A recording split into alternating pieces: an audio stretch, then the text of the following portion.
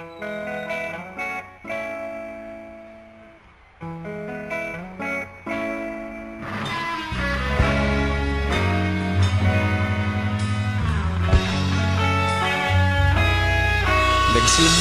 ang lahat sa eskwela, nagsama-samang 12 sa kalokohan at sa tuksuhan, hindi maawat sa isa't isa.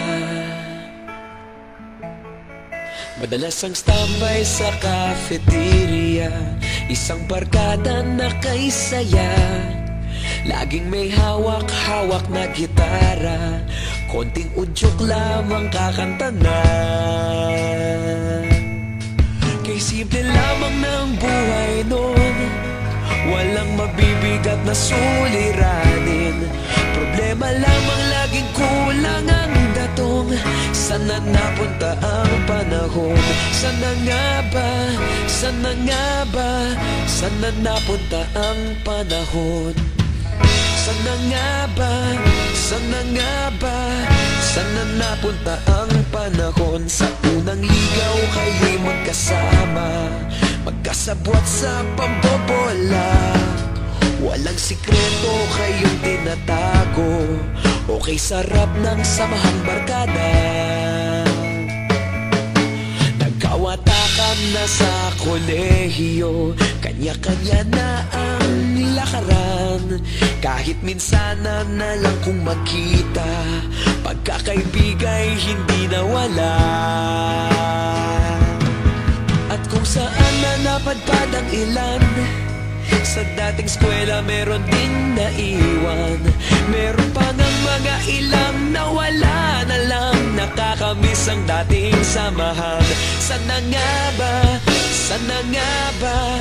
Sana nga bang barkada ngayon? Sana nga ba? Sana nga ba? Sana nga bang barkada ngayon?